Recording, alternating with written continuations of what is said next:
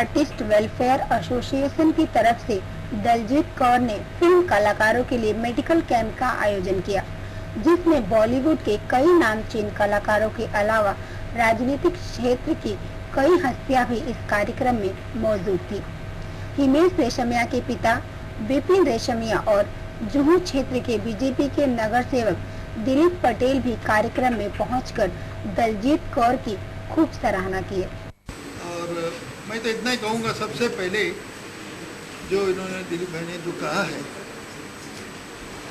खास करके जो उन्होंने कहा है कि medical camps and medical assurances, जो उन्होंने कहा है कि इंश्योरेंस के लिए, तो सबसे पहले बहुत बड़ा मुद्दा है ये कि ज़रूर करवाना चाहिए। और गवर्नमेंट की सहायता एक दूसरी रूप से भी हम चाहते हैं कि एक प्लॉट कलाकारों के लिए ज़रूर दें, ताकि हम उस पर एक छोटा सा कुछ फ्लैट बना सकें जो हमारे कलाकार भाइयों को मिले। इस दो चीज़ को मैं प्रमुख चीज़ को मानता हूँ, और जो उम्मीद है कि इनके माध्यम से, पटेल साहब के माध्यम से ज़रूर हमें कामयाबी मिलेगी। और दलजीत तो है ही, उनके पीछे ज़रूर लगना है। जब तक आप लगेंगे आपका होगा ऑलरेडी कि सबसे पहले तो आप रजिस्टर करवाइए, कल फिल्म देखिए आप जाके, तो ज़रूर जाके देखिए, फिर मुझे बताइएगा कि आपका रिएक्शन क्या है। और फिर मैं दलजीत सिंह से मैं ज़रूर वादा करता हूँ कि मैं कुछ न कुछ फूल नहीं तो फूल की पत्ती ज़रूर डोनेशन करूँगा।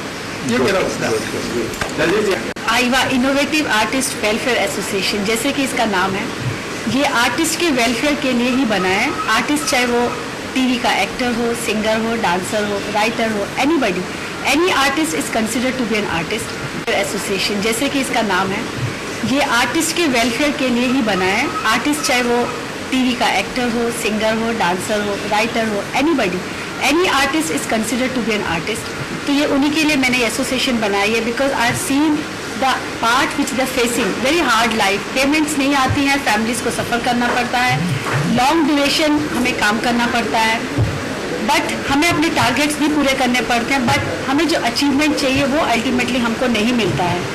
बहुत सारी बॉडीज़ बनी हैं जो वादा करती हैं हमें देंगी, बट आज तक हमें किसी से कोई हेल्प नहीं मिली है। यही सोचकर मैंने ये आईवा, जो मेरा बेबी है जिसको मैंने 1 साल से नर्चर किया है, मैं सीनियर सिटीजन्स के लिए काम करती थी। एक्टिंग करते करते जो मैंने देखा है differences between a lead character and an artist who is doing wonder two day character, उन दोनों के बीच में बहुत डिस्क्रिमिनेशन होता है, उनके साथ बहुत भेदभाव होता है सेट पर।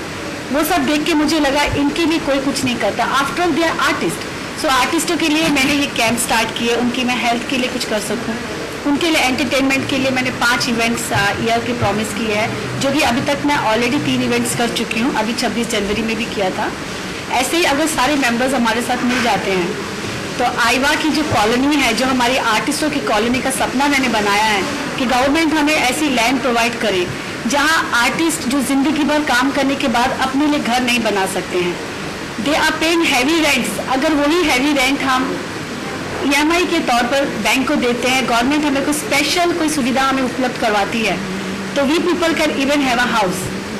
सो that is my aim in life, and I really want support from the government, want support from the artists to be with me, move in one line and win what we want in life. Daljit ji, हम आपसे जानना चाहेंगे कितने doctor यहाँ पे आज हैं और कितने पेशेंट इसका लाभ ले रहे हैं? रजिस्ट्रेशन मेरे पास 150 का आया था, जबकि अभी तक I think around 50 people already हैं।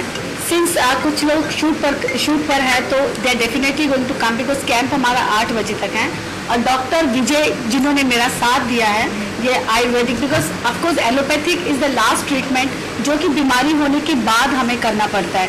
आयुर्वेदा वो ट्रीटमेंट है हम पहले से ही अपने आप को प्रिवेंट कर सकते हैं, जो कि मेरा स्लोगन भी है, prevention is better than cure. हम अपने बॉडी से उम्मीद से ज़्यादा काम लेते हैं, after all it's an body, तो ये भी एक दिन थक जाएगी।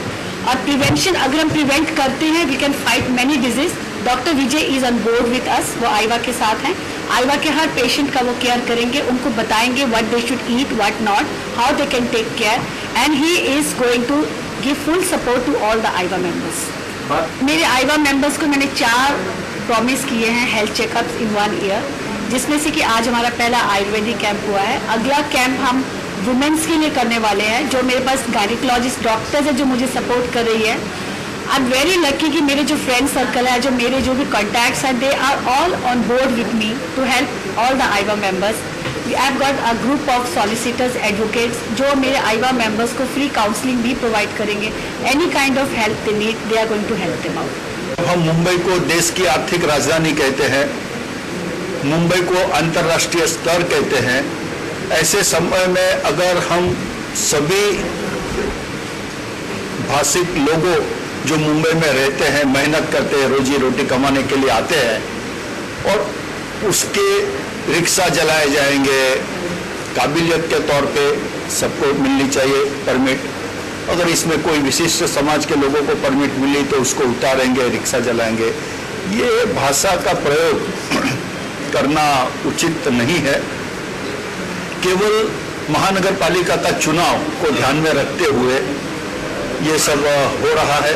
उनकी पार्टी का पिछले दिनों में कैसा परफॉर्मेंस रहा है, यही घृणा की राजनीति करके महाराष्ट्र में सबसे ज़्यादा मुंबई से चुनकर विधायक आए थे. लोगों के लिए कुछ करना चाहिए, वो हुआ नहीं. जो समाज के लिए लड़ते हैं वो समाज का भी कुछ नहीं हुआ. जो लोग यहाँ रहते हैं उनका भी कुछ नहीं बिगाड़ सके. तो इस प्रकार की राजनीति का हम निश्चित रूप से विरोध करते हैं. हम समाज के सभी घटकों को साथ में लेकर चलने की बात में विश्वास रखते हैं. कहीं ना कहीं मराठी आबादी शहर में बहुत थी. शहर में प्रॉपर्टी के दाम बढ़ गए, उपनगर में आए, उपनगर में भी वही हुआ. तो धीरे धीरे मराठी लोग स्थलांतर कर रहे हैं. इससे पहले तो रोकने की आवश्यकता है. उसके लिए कुछ करना चाहिए. केवल वोट पाने के लिए हम ये करेंगे, वो करेंगे, ऐसा करेंगे, ऐसा नहीं होता है. मैंने पहले ही कहा, कंपटीशन का जमाना है. संविधान ने सबको समान काम करने का अधिकार दिया है. तो ऐसे समय पर आप एक समाज के घटक को काम नहीं करने देंगे, दूसरे को करने के लिए, तो ऐसा तो नहीं होगा.